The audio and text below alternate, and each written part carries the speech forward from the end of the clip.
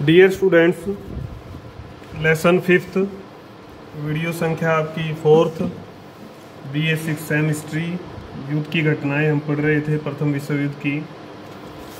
तो उसमें हमने यूरोप में जो युद्ध लड़ा गया उस बिंदु के बारे में अच्छे से पढ़ा था, पूर्वी मोर्चा और पश्चिमी मोर्चा। आज हम दूसरा बिंदु जो है वो पढ़ेंगे, यूरोप से जो बाहर युद्ध हुआ, यूरोप से बाहर जो युद्ध हुआ उसके बारे में। शक्तिशाली यूरोपीय देशों का ये युद्ध उपनिवेश प्राप्त करने या अधिकृत उपनिवेशों को पुनर्विभाजित करने के लिए था। कुल मिलाकर उपनिवेश एजेंडा थे, उपनिवेशों का एजेंडा था, उनको प्राप्त करना है या पुनर्विभाजित करना है। तो बाहर जाना कोई अलग बात नहीं थी, युद्ध तो बाहर जाना ही था।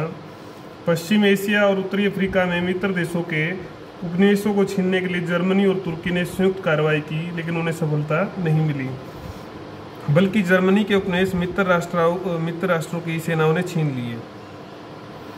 मित्र राष्ट्रों की सेनाओं ने जर्मनी के उपनिवेश छीन लिए।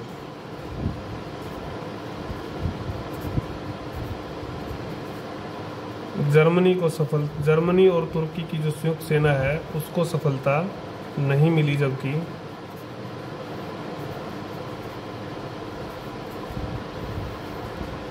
फ्रांस और ब्रिटेन ने अरब क्षेत्रों को हथियाने का प्रयास किया।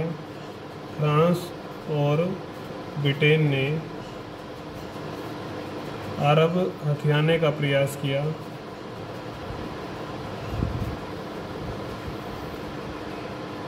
वास्तव में दोनों देशों ने 1916 में साइकस पिकोट नामक एक गुप्त संधि की हुई थी, जिससे अरब देशों को दोनों में आपस में बांटने का निर्णय हुआ था। साइकस पिकोट गुप्त संधि थी दोनों देशों के बीच में। इनमें इसके अनुसार अरब देशों पर अधिकार जमा कर इनमें आपस में बांटना था। एक तरफ अरब राष्ट्रवादियों को आज़ादी दिलवाने का झांसा दिया जा रहा था, तो दूसरी ओर ब्रिटिश सरकार ने फिलिस्तीन को एक यहूदी राष्ट्र बनाने का प्रण भी ले रखा था।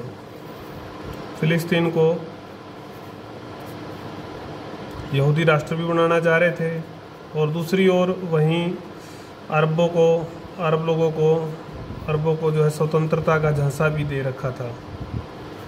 यही ब्रिटिश नीति थी। हमारे देश में भी ऐसा ही इन्होंने प्रयास किया, बांटा लोगों को।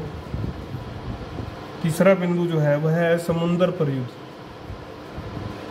जर्मनी का जो सम्राट था कैसर विलियम द्वितीय, वह भी कहता था कि हमारा जो भविष्य है वह समुद्र पर निर्भर करेगा। तो उसका कारण क्या था कि इंग्लैंड की नौसेना बहुत मजबूत थी, और वो भी अपनी सेना, कैसर विलियम द्वितीय भी अपनी सेना को बहुत मजबूत करना चाहता था। तो जब प्रथम विश्व युद्ध छिड़ा तो 1915 में दोनों ओर से, दोनों जो शक्तियां थी मुख्य है, तो दोनों ओर से सरगर्मियां तेज हो गई थी समुद्र पर युद्ध की भी।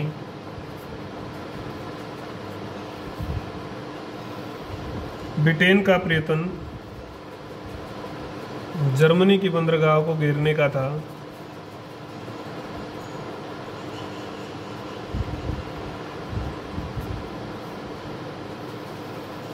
लेकिन इसमें उसे सफलता नहीं मिली। पहले 6 महीनों में ही उसके 200 युद्धपोत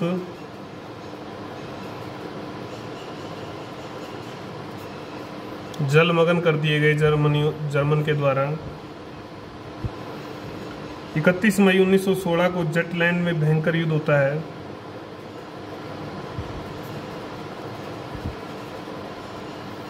जिसमें दोनों ओर के जहाज डुबोए गए।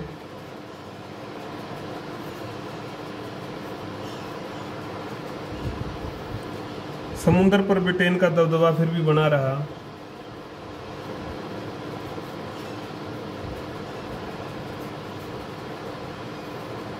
जर्मनी थक चुका था अब। ब्रिटेन की नौसेना तो शुरू से ही उत्तम क्वालिटी की थी। जनधन का काफ़ी नुकसान जो है दोनों को हुआ था, लेकिन जर्मनी को थोड़ा ज़्यादा हो गया। उसने शांति वार्ता के लिए मित्र देशों को आमंत्रित किया, परंतु मित्र राष्ट्रों ने एक युद्ध की चाल कहकर अस्वीकार कर दिया। और युद्ध दोनों ही मोर्चों पर चलते रहे। चौथा बिंदु है आर्थिक नाकेबंदी। आर्थिक नाकाबंदी, इसमें क्या किया, युद्ध में आई गतिरोध की स्थिति को खत्म करने के लिए सैनिक कार्रवाइयों के साथ साथ आर्थिक नाकेबंदी की नीति का भी अनुसरण किया गया। इसके अंतर्गत दुश्मन के जो क्षेत्र थे, दुश्मन के क्षेत्रों में रसद मतलब कोई भी सामग्री जो युद्ध से संबंधित सामग्री है या खाना पीना है, कच्चा माल है, जो भी चीज़ें आवश्यक चीज़ें हैं वो वहाँ पर पहुँचने से रोकना था, ताकि दुश्मन जो है भूखमरी से तंग हो जाए, आवश्यक वस्तुओं से जो उसको नहीं मिलेंगे तो तंग होकर आत्मसमर्पण कर दे। जब किले जीतते थे भारत की अगर हम बात करें तो कई किलों पर भी कई बार घेरा डाल दिया जाता था, और किले में जब सामान नहीं पहुंचता था तो किले के जो लोग हैं वो समर्पण कर देते थे। तो किलों को जीतने का भी एक बड़ा तरीका था, क्योंकि किलों को वैसे डायरेक्ट जीतना तो संभव नहीं होता था, तो उनकी रसद काट दी जाती थी। इंग्लैंड ने जर्मनी की नाकाबंदी जल युद्ध पोतों से करने का प्रयास किया। इंग्लैंड ने ये जो नाकाबंदी का जो प्रयास किया वो युद्ध पोतों से किया। समुद्र से ज़्यादा माल आता था,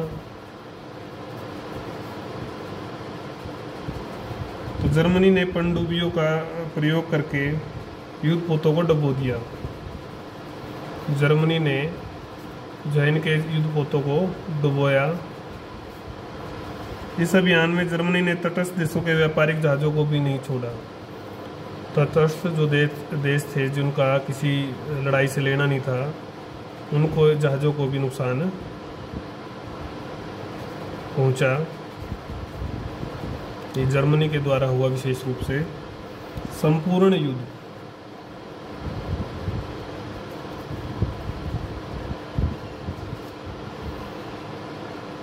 विजय प्राप्त करने तथा आर्थिक नाकाबंदी को सफल बनाने के लिए प्रत्येक युद्धरत राष्ट्र ने अपना सर्व सब कुछ जो है युद्ध में झोंक दिया। ओवर राष्ट्रवाद, एक दूसरे की आन शान के चक्कर में मानवता का जो है नरसंहार हुआ। मानवता सहित या मानव सहित सभी संसाधनों का खुलकर, या हम ये कहें कि मिसयूज जो है होता है, अधिकतम जो है उपयोग दुरुपयोग जो है किया गया। आर्थिक जो गतिविधियां थी, जितनी भी गतिविधियां चलती थी, फैक्ट्रियां चलती थी, कारखाने चलते थे, उनकी जो दिशा है वो युद्धोन्मुख कर दी गई। युद्ध के लिए प्रमुख जो है एजेंडा तय कर दिया गया। प्रत्येक गतिविधि, प्रत्येक कारखाना, प्रत्येक जो भी गतिविधि राष्ट्र में चल रही थी, युद्ध की जरूरत, युद्ध को ध्यान में रखकर की जा रही थी। ऐसा माहौल उसमें बन गया था। इस प्रकार युद्ध केवल सेना तक ही सीमित नहीं रहा। युद्ध में इस तरह से आम नागरिक भी जो है शामिल हो गया था, क्योंकि कारखानों में अगर वो काम कर रहा है और उसको युद्ध की दृष्टि से ही चीज़ें बनाने के लिए कहा जाता है, तो प्रत्यक्ष हो चाहे अप्रत्यक्ष हो, हर आदमी इसमें शामिल कर लिया गया था। ऐसे अनेक लोग दर्शक नहीं थे, अप्रत्यक्ष रूप से वो शामिल थे। तो कुल मिलाकर यह एक संपूर्ण युद्ध था। फिर आता आपका अमेरिका का युद्ध में प्रवेश।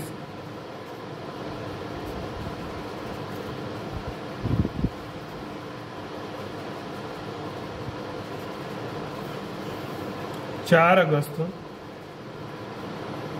1914 को तो अमेरिका ने तटस्थ रहने की घोषणा की थी कि वो किसी की तरफ भी नहीं जाएगा, परंतु 6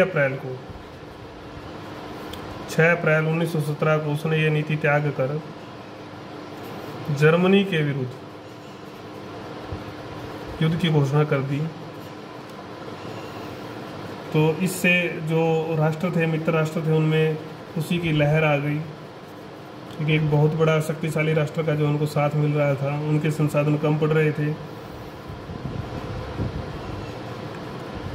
अमेरिका के युद्ध में शामिल होने के भी कई कारण थे। पहला कारण था कि अमेरिका में जो लोग रह रहे थे उनकी सहानुभूति, अधिकतर लोगों की जो सहानुभूति वो मित्र राष्ट्रों के साथ थी।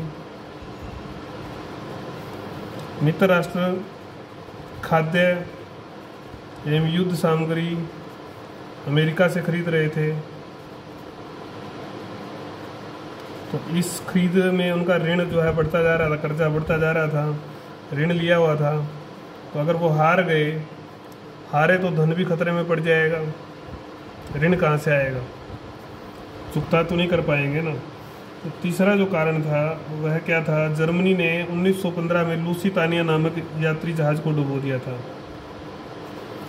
यात्री जहाज जो डुबोया उसमें 128 अमेरिकी नागरिक मारे गए थे। तो ये एक बड़ा बहाना था अमेरिका के पास युद्ध में शामिल होने का। फोर्थ क्या था कि अप्रत्यक्ष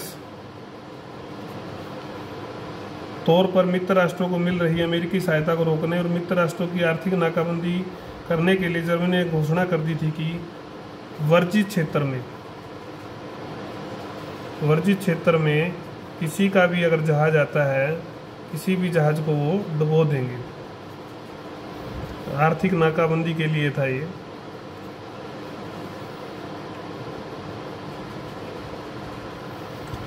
मार्च 1917 को अमेरिका के तीन मालवाहक जहाज जो है डुबो दिए जाते हैं।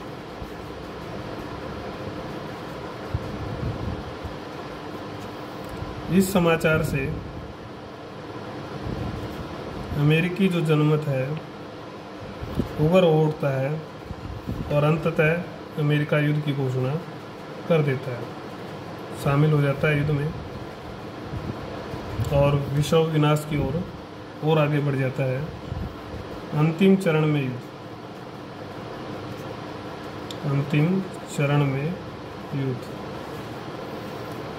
1918 में जो है अंतिम जब चरण आता है, तो शुरू में जर्मनी सफलता की आशा के साथ लड़ाई लड़ रहा था।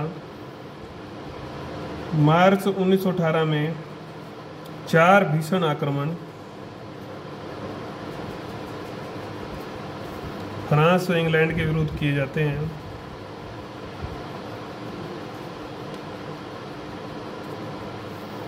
मूल उद्देश्य इन आक्रमणों का दोनों देशों की सेनाओं को समुद्र की ओर धकेलना था, लेकिन सफलता नहीं मिलती उसको।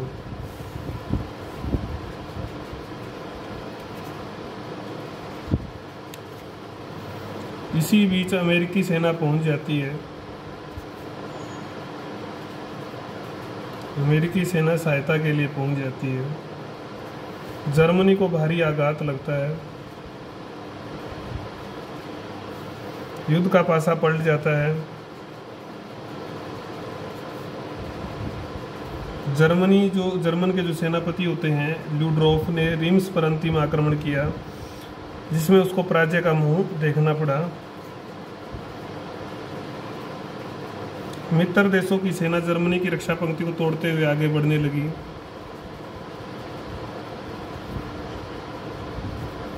अब जर्मनी की हार निश्चित थी। 29 सितंबर को बुल्गारिया, 31 अक्टूबर को तुर्की था, 4 नवंबर 1918 को ऑस्ट्रिया ने आत्मसमर्पण कर दिया। जर्मनी ने संधि प्रस्ताव की पेशकश की, जिसे 5 नवंबर को स्वीकार कर लिया गया। 9 नवंबर को केसर विलियम द्वितीय ने शासन छोड़ दिया।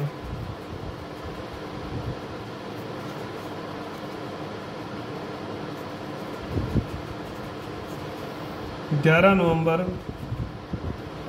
1918 को जर्मनी का एक प्रतिनिधिमंडल और मित्र राष्ट्रों द्वारा जो संधियां तय की जाती है, जो प्रस्ताव तैयार किया जाता है, प्रस्तावित जो शर्तें होती हैं, उन शर्तों के आधार पर युद्ध रोकने की जो संधि है, युद्ध विराम संधि पर हस्ताक्षर हो जाते हैं।